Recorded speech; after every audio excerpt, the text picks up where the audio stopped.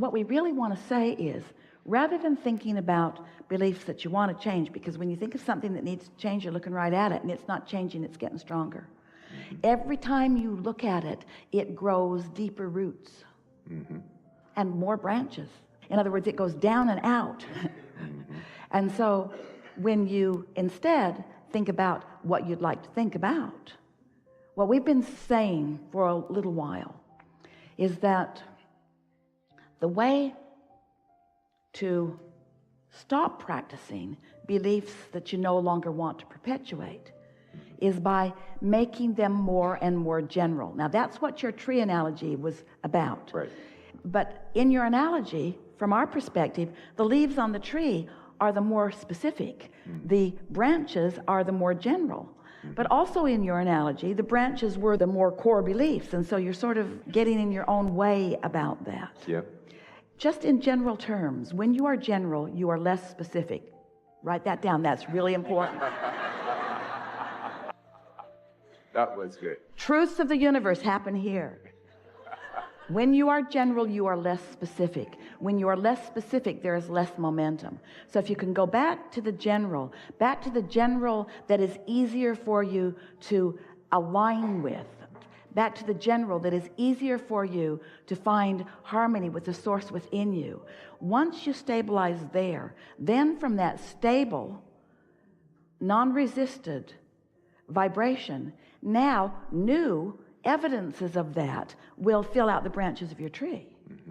Well, let's get back to the really core of who you are. From the source energy perspective of who you are. So there is not believing, and then there is hoping, and then there is believing, and then there is knowing. That's sort of the continuum of this vibration of belief. So the source within you knows these things about you. And if you want to talk about core beliefs, we think these are the beliefs that we would be focused upon. You are worthy beyond description, and you are brilliant beyond description. You are good. You are source. That is your core. And every bit of moving from that is a flawed premise and a distortion. So there are so many things that humans focus upon out here in the physical world that contradicts their core beliefs.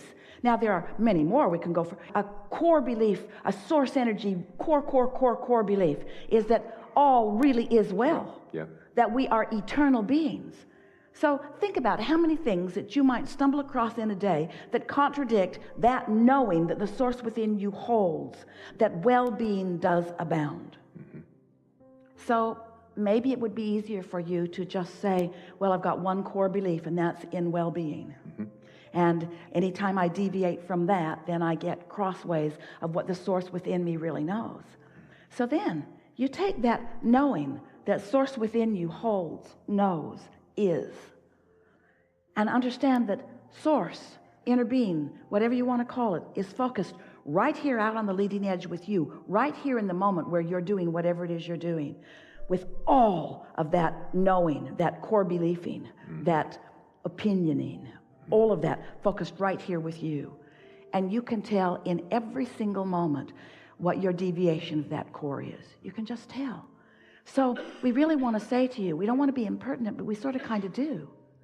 We want to be so blunt. What difference does it make how many different ways you all have figured out to deviate from the core premise of well-being? In other words, because when you start counting them, those are the things that you're counting. There's just a belief in well-being, a knowing in well-being, an expectation of well-being. And you know what? Well-being continues and continues and continues. This earth spins in its orbit in perfect proximity to other planets. Every now and again, something will happen, and Esther and friends will say, oh, wow, can you believe that the law of attraction and the universe is so good that they could provide that kind of rendezvous so that we could have that fun? Esther pulled into the hotel yesterday in her new Denali, and when she pulled in, she was talking to Jerry all the way because she and Jerry, they got lost every time they came downtown. Every time they came downtown. But yesterday, she didn't get lost, and she said, you're much better now, Jerry. that broader view thing's really working out. And when she pulled up to the ramp, her odometer read 2222. And Esther goes, wow, oh wow, that must have been why I turned over there to throw my trash away, so that it would be right at 2222. And we say, that's child's play. We keep your Earth spinning in its orbit in perfect proximity with other planets. In other words, do you have any idea how much consciousness and well-being is focused upon all that you are?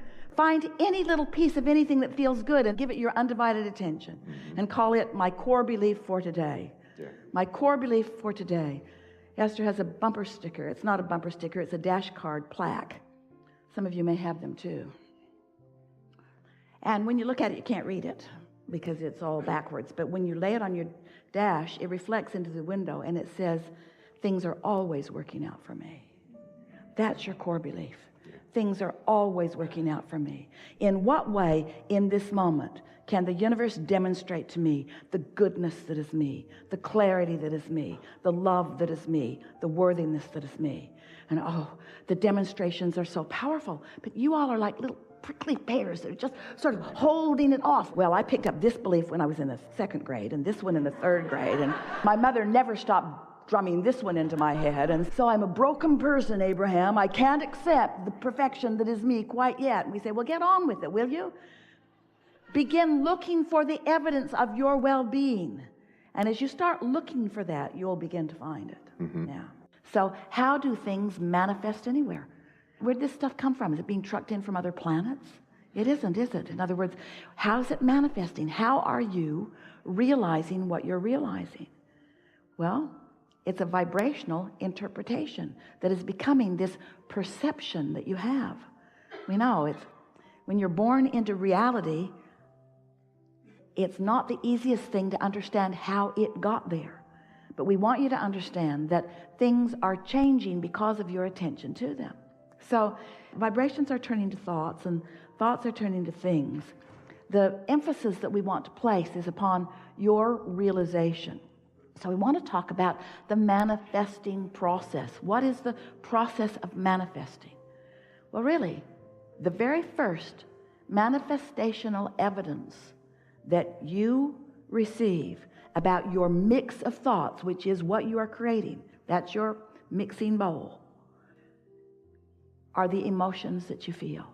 An emotion, what could be more manifested than something that you feel so powerfully? And when you think about it, just a little aside, everything that you or anyone wants or has ever wanted, you want because you believe you will feel better in the having of it. Whether it's a pile of money or a material object or an event or a circumstance or a relationship, everything that you want is because you think you will feel better. Well, when you think about it in the way that we're presenting it to you here, one of the first things that manifests is the emotion that helps you to understand your vibrational content. The next thing that manifests is thought. Now, we want to be very vibrationally accurate. You have a thought and then you have an emotional response to it. So really the thought and the emotion are happening simultaneously. But we want you to notice first the emotion and then put the emphasis upon the thought that has caused the emotion. It'll be a really good way for you to perpetuate this momentum, because more momentum, then the easier it is for you to continue this thought. So when you are in that vibrational place where your vortex is in this high, pure vibration, and you are too, for whatever reason, maybe you meditated, maybe you had a massage, maybe you've been appreciating someone, maybe you just woke up and haven't done anything to pull yourself down yet. In other words, maybe you haven't done that thing you do that diminishes your vibrational frequency. So here you are, your vibrational frequency and that of your source and that of your vortex is all the same. And so now you begin to be the realizer of the sameness. So you just feel good. And the thoughts that begin to waft into your mind, the thoughts that you begin to perceive because you're in the vibrational vicinity, and so you can easily translate them, as Esther is doing right now with our vibration. As those thoughts are flowing into your mind, Acknowledge that you are the translator of those thoughts. As you begin to deliberately acknowledge that you are tuned into who you are and what thoughts are coming, what you'll begin to notice is, Esther's been doing this a lot lately, and she's been telling anyone who will stand around and listen to her, I'm acting on my impulses a lot. I'm no longer writing it down as something to tend to later. She's doing her best that when an impulse comes, when she thinks of someone, that's the time to call them. When she thinks of something, that's the time to put it in the suitcase. When she thinks of something, she went to a house in another city with a car parked in her garage, and when she got there, she didn't have the keys to the car in the garage in the other city. And she thought, I thought about that over and over and over and over and over again.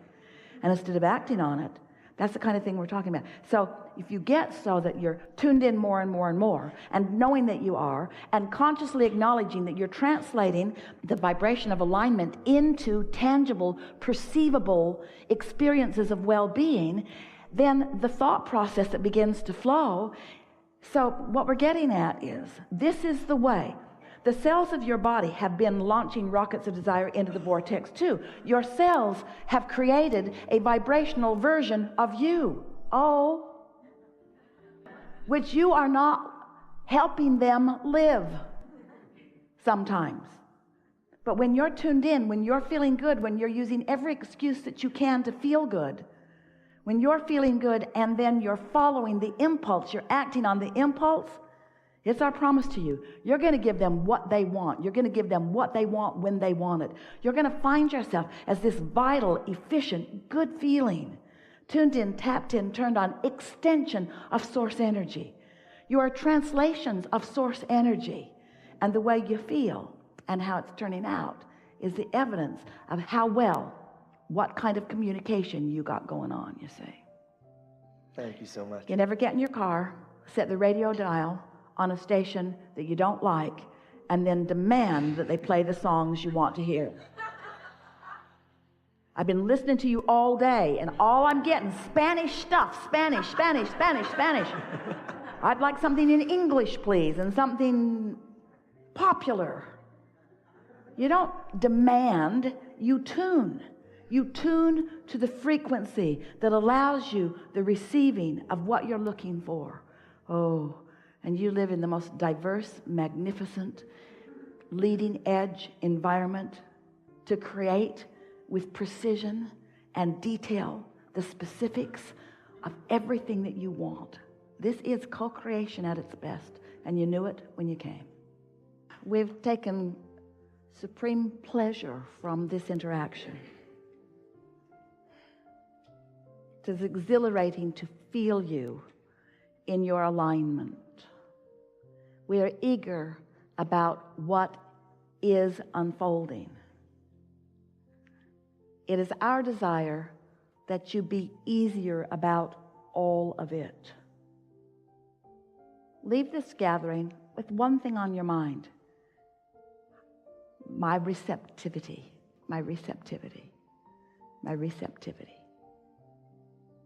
There is great love here for you. And as always, we remain stubbornly in your vortex.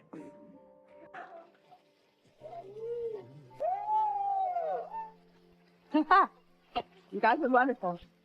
This is a really good day, huh?